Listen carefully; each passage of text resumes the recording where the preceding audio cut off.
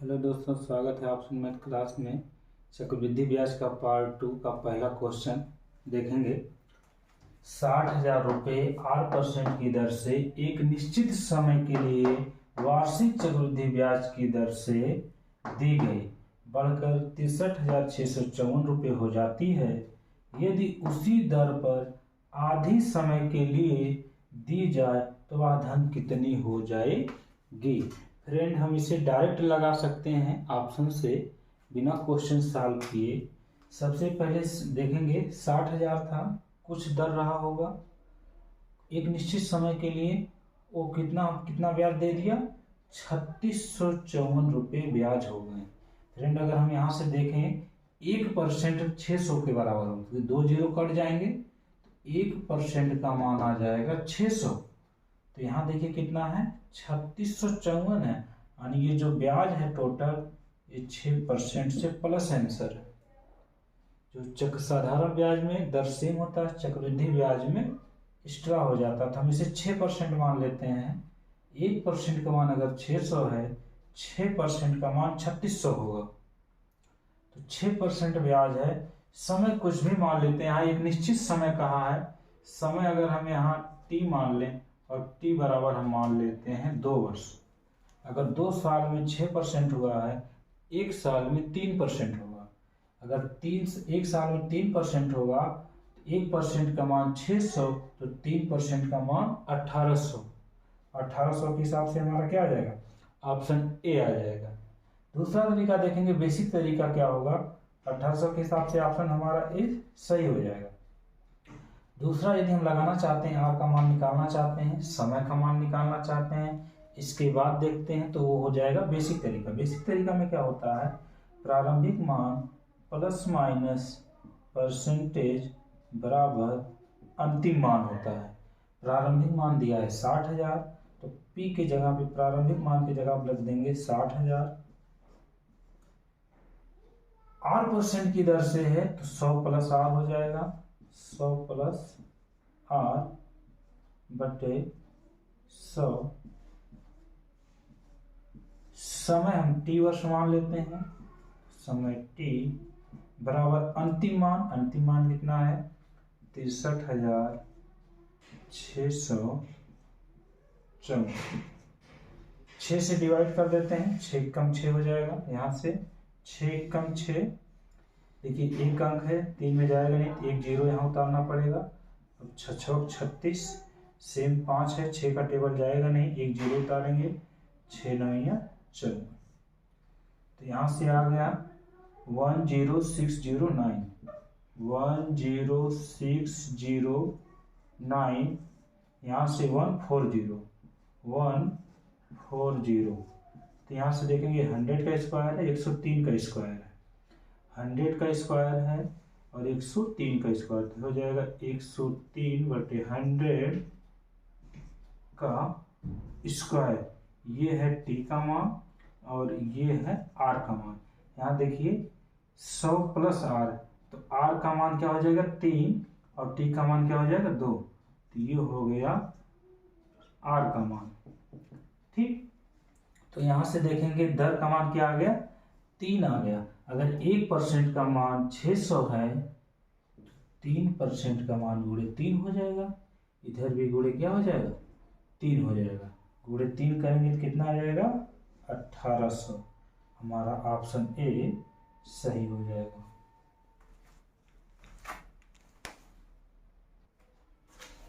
Friend, इसमें देखेंगे ये आधी समय दिया है, आधी यदि समय कितना आया 2 वर्ष आया है, आधी का मतलब 1 वर्ष, समय 1 वर्ष। तो पहले साल का साधारण ब्याज चक्रवृद्धि ब्याज सेम होता है, तो हमारा 1 साल का निकालेंगे, दर 3% है, 3% हो जाएगा 1800।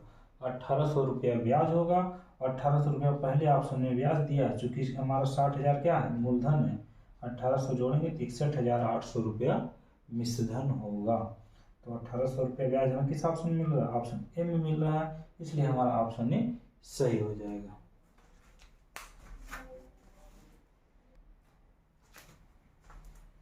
नेक्स्ट क्वेश्चन देखेंगे, दूसरा क्वेश्चन। एक धनराशि R% की दर पर 2 वर्षों में 500 रुपये और 3 वर्षों में 540 रुपये हो जाती है, दर क्या है? दर हम दो तरीके से निकाल सकते हैं, एक ऑप्शन से और दूसरा बेसिक तरीके से। बेसिक पहले हमारा क्या होता है ये देखेंगे, फिर ऑप्शन से देखेंगे। बेसिक हमारा होता है किसी भी चीज का प्रारंभिक मान प्लस माइनस प्रतिशत बराबर अंतिम मान। प्रारंभिक हमारा मूलधन होता है, अंतिम हमारा मिश्रधन होता है। यदि हम मूलधन को इस पार बराबर के इस पार ले जाएंगे तो ये आ जाएगा नीचे, तो ये बनेगा क्या, ये हो जाएगा 100 प्लस माइनस प्रतिशत बराबर अंतिम मान बटे प्रारंभिक मान। ठीक है, इसमें हम देखेंगे एक धनराशि R% की दर पर 2 वर्षों में 500 रुपया, इसे हम प्रारंभिक मान लेते हैं। 3 वर्षों में 540 रुपया हो जाती है, 540 को हम अंतिम मान लेते हैं। प्रारंभिक मान हमारा 500 रुपये, अंतिम मान हमारा 540 रुपये, तो अंतिम मान रखा जाएगा 540, एक ही जगह पे 540 हो जाएगा और P की जगह पे हो जाए प्रारंभिक मान 500। ठीक है, 5 से हम डिवाइड कर देंगे, 5 से डिवाइड करेंगे तो हो जाएगा 5 के 5 55 40, 5 के 5, तो यहां से आप देख पा रहे होंगे 100 से कितना जाता है, 8 ज्यादा है, तो 8 हमारा क्या हो गया, दर हो गया। तो ऑप्शन कौन सा सही हो जाएगा, ऑप्शन ए सही हो जाएगा। दूसरा तरीका है डायरेक्ट लगा सकते हैं, डीएस का इसमें इस्तेमाल कर सकते हैं। डीएस का इस्तेमाल कैसे करेंगे, यहां से देखेंगे नीचे 5 है, ऊपर कितना है 5 4 9 है। अगर डीएस का इस्तेमाल करें तो ऊपर कितना है 9 है और नीचे कितना है 5 है, तो नीचे वाले को 1 बनाने के लिए हम 1 से लेकर 9 तक की संख्याओं में किसी एक से गुणा कराएं तो नीचे 1 बन जाए। तो अगर 5 में हम 2 से गुणा कराएं, 5 दूना 10, 10 का मतलब 1 होता है, तो 2 से हम ऊपर भी गुणा कराएंगे, तो 9 में किसी भी संख्या से गुणा कराएंगे तो 9 ही होता है। जैसे 5 में 2 से गुणा कराएंगे, 5 दूना 10, 10 का मतलब 1 हो गया। अब 2 से ऊपर भी गुणा कराना, 2 से अगर नीचे गुणा कराएंगे तो 2 से ऊपर भी गुणा कराना पड़ेगा, 2 से 9 में गुणा कराएंगे 9 ही होगा, यानी अंतिम मान क्या होगा, टोटल के मान जो आएगा वो 9 आएगा। कितना आएगा, 9 आएगा, यानी 9 होगा टोटल मान, यहां से यहां तक का मान क्या होगा, 9 होगा। इसमें एक तो ये हो गया, परसेंटेज कितना मान रख दिया जाए 8, ये परसेंटेज का मान 8 रख दिया जाए, 8 और 1 9, इस इतने यहां से यहां तक का डीएस क्या हो जाएगा 9 हो जाएगा, तो यहां से भी मान क्या आ जाएगा 8 आ जाएगा, तो यहां से भी हमारा क्या हो जाएगा, ऑप्शन ए सही हो जाएगा। सेम इसी तरीके से दूसरा क्वेश्चन देखते हैं, एक राशि R% चक्रवृद्धि ब्याज की दर पर 2 वर्षों में 1440 रुपये, 3 वर्षों में 1728 रुपये हो जाती है, तो दर क्या है। सेम इसी तरीके से लगाएंगे, डीएस का इस्तेमाल करेंगे, डीएस का इस्तेमाल करेंगे, यहां भी देखेंगे कितना है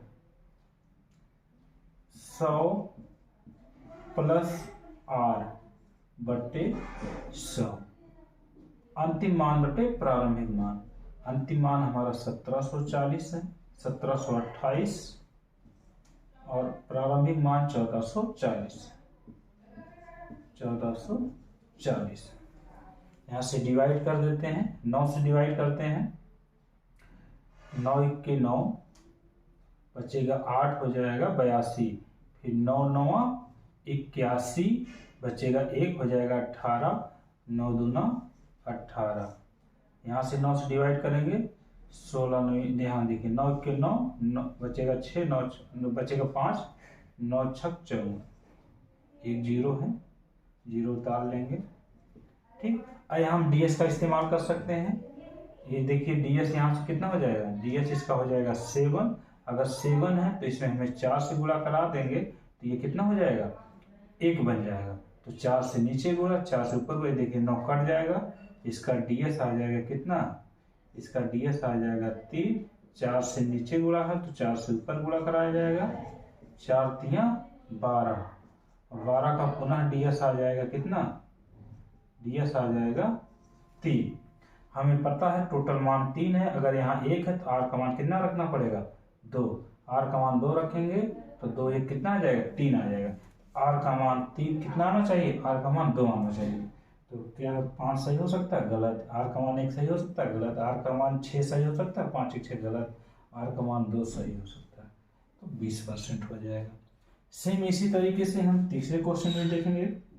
कोई राशि चक्रवृद्धि ब्याज की दर पर 4 वर्षों में 3840 रुपये तथा 5 वर्षों में 3936 रुपये हो जाती है, तो दर क्या होगा। डीएस का इस्तेमाल करेंगे। देखिएगा 100 प्लस आर हमें निकालना है 3200 बराबर अंतिम मान 3936 बटे 3840। यहाँ बिना लिखे भी कर सकते हैं हम। यहाँ से देखेंगे डीएस का इस्तेमाल करेंगे तो यहाँ से देखिएगा 9 कट जाएगा, 6 3 9 कट जाएगा, 3 बचा, 8 4 12, 12 का मतलब 3 3 3 6 है तो डिवाइड करना पड़ेगा। 9 से डिवाइड कर देते हैं, 9 से डिवाइड करेंगे हम इसमें। देखिए 4 से भी डिवाइड हो जाएगा या 3 से काट देते हैं। 8 4 12 3 15, 3 से ऊपर नीचे काटते हैं। 3 एकम 3, 3 त्रिका 9, 3 एकम 3, 3 दूना 6। ऐसे यहाँ भी काटेंगे। 3 एकम 3, 3 दूना 6, यहाँ से बचा 2, 3 8 24। अब देखिए डीएस का इस्तेमाल अब हो जाएगा। 8 और 1 9 कट गया, नीचे 2 बचा, तो 2 अगर 2 बचा तो किससे गुणा किया जाएगा, 5 से गुणा कराएंगे तो 1 बन जाएगा, तो ऊपर भी हमें 5 से गुणा कराना पड़ेगा। इसका डीएस कितना होगा, देखिए 1 3 4 1 5 2 7, इसका डीएस 7 आ गया। नीचे 5 से गुणा कराएगा तो ऊपर भी आप 5 से गुणा करा देंगे। 7 25 35 होगा। 35 का मतलब क्या होगा, 35 का मतलब इसे पुनः ऐड कर लिया जाएगा, तो डीएस कितना आ जाएगा 8। टोटल 8 आया, तो आर की जगह पे कितना रखना पड़ेगा 7। आर की जगह आप 7 रखेंगे तो 7 और 1 जोड़ेंगे तो टोटल आ जाएगा 8। डीएस कितना आना चाहिए 8, तो आर का मान क्या होगा 7। 7 ऑप्शन ए सही है। यहाँ 2 है, देखिए 5 2 7 आ रहा है, डीएस 7 आ रहा है इसका। यहाँ डीएस 2 है, यहाँ डीएस 8 है, यहाँ डीएस 8 है, तो ये गलत हो जाएगा, ये गलत हो जाएगा, ये गलत हो जाएगा। इसमें डीएस 7 आ रहा है, वही ऑप्शन हमारा सही होगा।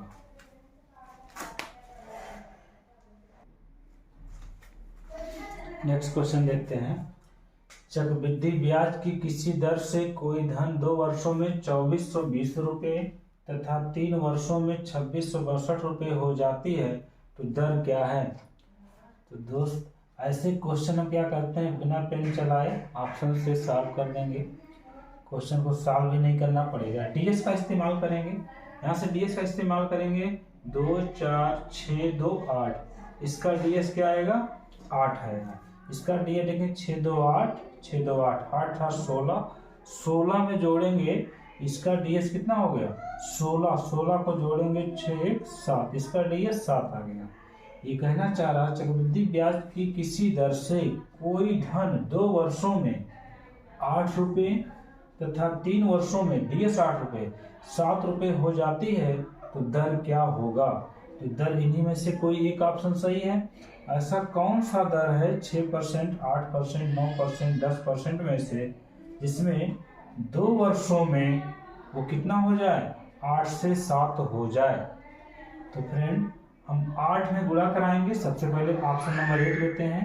ऑप्शन 1 6% है, तो 6 को 7 पढ़ा जाएगा, क्यों, क्योंकि 106 लिखा जाएगा। जब 106 लिखते हैं तो इसे एक एक्स्ट्रा पढ़ते हैं, इसे हम क्या पढ़ेंगे, इसे हम 106 लिखा जाएगा, इसे हम 7 पढ़ेंगे, इसे हम 9 पढ़ेंगे, इसे हम 10 10 का मतलब 1 पढ़ेंगे, और इसे हम क्या पढ़ेंगे 2 पढ़ेंगे। ठीक है, देखिए ये 2 वर्षों में था, ये 3 वर्षों में है, ये 2 वर्षों में है, ये 3 वर्षों में, अंतर केवल 1 वर्ष का है, तो इसलिए हम केवल दर को एक बार पढ़ेंगे। सबसे पहले 7 से हम गुणा कराएंगे 8 में, 7 8 56 को पुनः जोड़ेंगे 6 5 11, 11 का मतलब 2, जबकि आना कितना चाहिए था 7, इसलिए ऑप्शन ए गलत हो गया।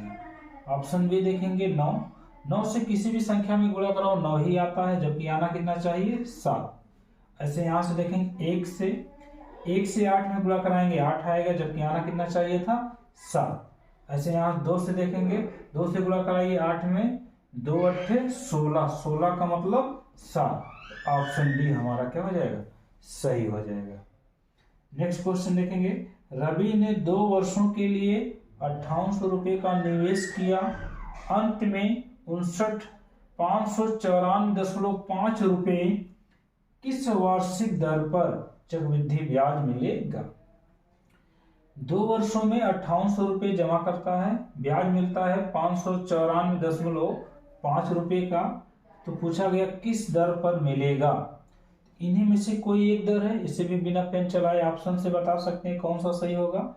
डीएस का इस्तेमाल करेंगे, इसका डीएस आएगा, देखिए 8 5 13, 13 का मतलब 4।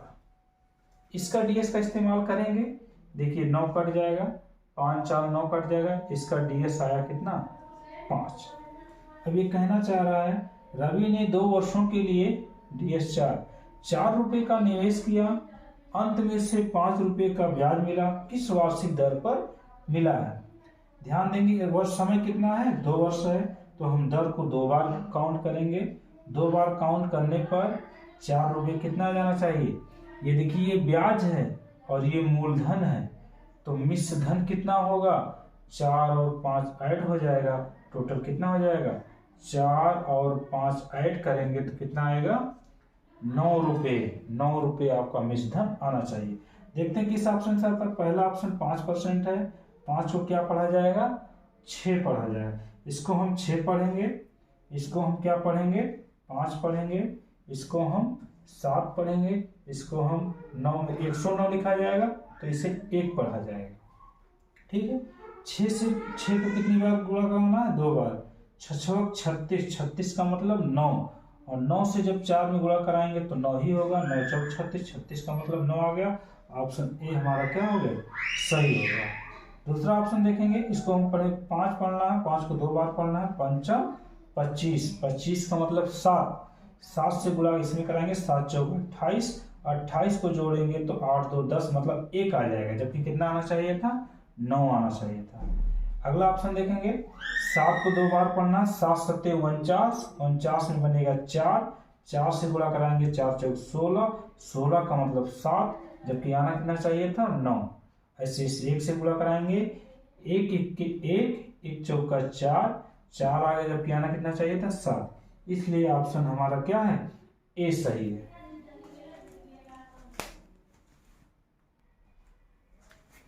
नेक्स्ट क्वेश्चन देखेंगे, 15,000 रुपये पर 2 वर्षों में उपचित चक्रवृद्धि ब्याज 2496 रुपये है, वार्षिक दर क्या होगा।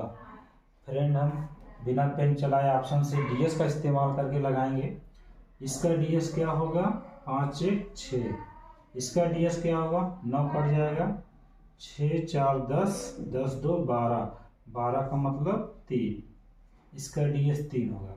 अब कह सकते हैं 6 रुपये पर 2 वर्षों में उपचित चक्रवृद्धि ब्याज 3 रुपया है, तो दर क्या होगा। दर इन्हीं में से कोई एक है, एक एक ऑप्शन लेंगे। ये 8% है, 108 लिखा जाएगा। ये 8% है तो इसको क्या लिखा जाएगा 108। 108 को हम डीएस निकालेंगे तो क्या होगा 9 होगा। हमेशा डीएस एक एक्स्ट्रा होता है, 8 की जगह कोई 9 होगा। यहाँ देखिए 10 है तो 11, 11 का मतलब 2, 1 की जगह पे 2 होगा, 6 की जगह पे 7 होगा और 7 की जगह पे 8 होगा। देखिए समय कितना दिया है 2 वर्ष दिया है, तो हमें 2 बार पढ़ना होगा। 9 को किसी भी संख्या में गुणा कराओ 9 ही होता है। ठीक है, तो यहाँ से देखेंगे 6 रुपया मूलधन है, 3 रुपया ब्याज है, तो मिश्र धन कितना होगा। अगर 6 और 3 जोड़ लें, देखिए 6 रुपया आपका प्रारंभिक मान है, इसके बाद ब्याज है, फिर अंतिम मान है। तो प्रारंभिक मान आपका 6 रुपया है, ब्याज 3 रुपया है, तो अंतिम मान कितना आ गया 9 रुपया आ गया। तो 9 रुपये आने चाहिए। किस ऑप्शन से 9 रुपये आएगा, पहला ऑप्शन देखिए 9 है, 2 है तो 9 को 2 बार गुणा कराएंगे, 9 9 81, 81 का मतलब 9, 9 से 6 में गुणा करेंगे, 9 6 54, 54 का मतलब 9। पहले ऑप्शन से क्या आ रहा है, 9 आ रहा है। तो अगर एक बार 9 आ जाता है तो उसमें किसी से भी संख्या से गुणा कराइए, हमेशा 9 ही